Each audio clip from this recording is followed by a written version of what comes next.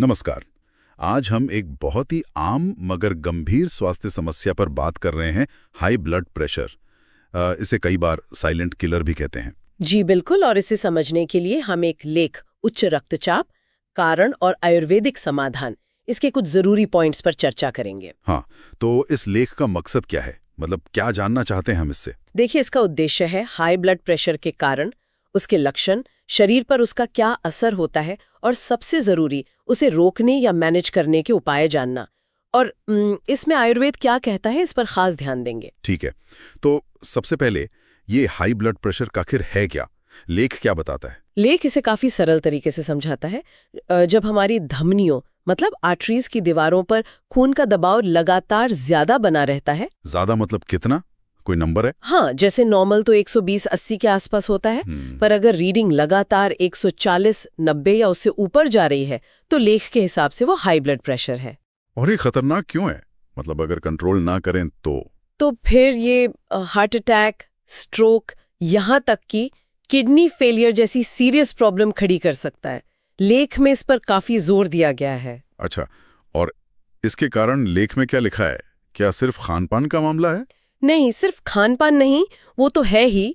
जैसे खाने में ज्यादा नमक, ज्यादा फैट, एक्सरसाइज की कमी, मोटापा, स्ट्रेस, शराब, तंबाकू, ये सब तो है ही।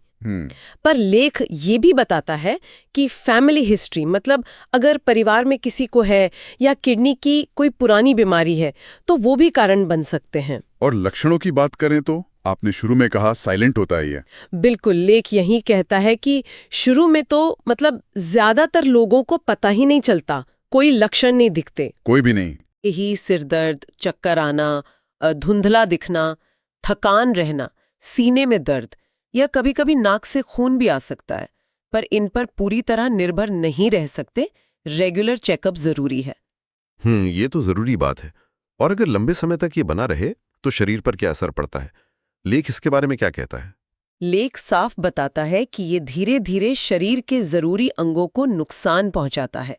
जैसे दिल पर ज्यादा बोझ पड़ता है तो हार्ट अटैक या हार्ट फेलियर का खतरा। और दिमाग पर? दिमाग में स्ट्रोक का रिस्क बढ़ जाता है। किडनी पर असर होता है तो किडनी की बीमारी या फेलियर तक हो सकता है। लेख में आंखों की रोशनी कम होने और आर्टरीज के सख्त होने का भी जिक्र है। बाप रे। तो फिर इसे रोकने या कंट्रोल करने के लिए क्या करें? लेख क्या सुझाव देता है? यकीनन लाइफस्टाइल बदलने की बात होगी। हाँ, बिल्कुल। लेख में सबसे ज्यादा जोर लाइफस्टाइल बदलने पर ही है। खानपान में नमक कम, तली भुनी चीजें कम। और क्या बढ़ाना चाहिए? फल, सब्जियां, साबुत अनाज और वो चीजें जिनमें पोटेशियम ज्यादा हो, जैसे केला, पालक। लेख कहता है प्रोसेस्ड फूड और रेड मीट से बचना चाहिए।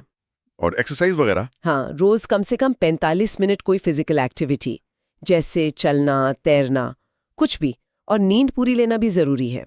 और स्ट्रेस, आजकल स्ट्रेस तो बहुत बड़ा फैक्टर है। बिल्कुल, उसके लिए लेख योग और ध्यान की सलाह देता है, खासकर प्राणायाम, मतलब गहरी सांस लेना, शवासन, वज्रासन जैसे आसन। और रोज थोड़ा मेडिटेशन करने से तनाव कम हो सकता है। अच्छा, अब आते हैं आयुर्वेदिक समाधान पर। लेख में इसके बारे में क्या खास बताया गया है? हाँ, लेख कुछ जानी मानी जड़ी बूटियों का जिक्र करता है। जैसे एक है अर्जुन, इसे हार्ट के लिए टॉनिक मानते हैं, बीपी कंट्रोल में मदद कर सकता है। और एक है सर्पगंधा, इसे तो नेचुरल एंटी हाइपरटेंसिव ही कहा गया है। फिर देवदारू है, जो स्ट्रेस और सूजन कम करने में मददगार हो सकता है। त्रिफला है, वो बॉडी को डिटॉक्स करने और पाचन के लिए अच्छा है। और अश्वगंधा का भी जिक्र है शायद। हाँ, अश्वगंधा, उससे लेख एक एडेप्टोजन कहता है, मतलब वो शरीर को स्ट्रेस झेलने लायक बनाने में मदद करता है। ये एडेप्टोजन शब्द दिलचस्प है। मतलब सिर्फ तनाव कम नहीं करता, बल्कि शरीर को उससे डील करना सिखाता है। पर क्या लेख इन जड़ी बूटियों के इस्तेमाल पर कोई चेतावनी देता है? जैसे आपने सर्पगंधादिवटी या अर्जुनारिष्ट का नाम लिया। हाँ, ये बहुत जरूरी बात है जो लेख में साफ लिखी है। कोई भी आयुर्वेदिक दवा, खासकर ये वाली, अपने मन से नहीं लेनी चाहिए। हमेशा किसी क्वालिफाइड आयुर्वेदिक डॉक्टर की सलाह और उनकी देखरेख में ही लेनी चाहिए। क्योंकि आयुर्वेद का नजरिया सिर्फ लक्षण दबाना नहीं है, वो शरीर के दोष, मतलब वात, पित्त, कफ, इनको बैलेंस करने, सात्विक लाइफस्टाइल अपनाने और मन की शांति पर ज्यादा जोर देता है। तो कुल मिलाकर इस लेख से ये साफ है कि हाई ब्लड प्रेशर है तो गंभीर, पर इसे मैनेज किया जा सकता है। मतलब लाइफस्टाइल में बदलाव और आयुर्वेद की समझ अगर सही गाइडेंस में हो तो काफी मदद मिल सकती है। सुबह उठकर 1 ग्लास गर्म पानी में नींबू की कुछ बूंदें और 1 चुटकी हल्दी मिलाकर पीने की सलाह है। कहते हैं ये बॉडी डिटॉक्स करने और हार्ट हेल्थ के लिए अच्छा है। ये वाकई सोचने वाली बात है कि कैसे आज की मेडिकल जानकारी और सदियों पुरानी पारंपरिक बुद्धिमत्ता, जैसे इस लेख में आयुर्वेद का जिक्र है, मिलकर हमारी सेहत को बेहतर बना सकते हैं। क्या ये छोटे छोटे बदलाव जो हम अपनी रोज की जिंदगी में सोच समझ कर लाते हैं, वही लंबे समय में अच्छी सेहत की नींव रखते हैं? सोचने वाली बात है ना।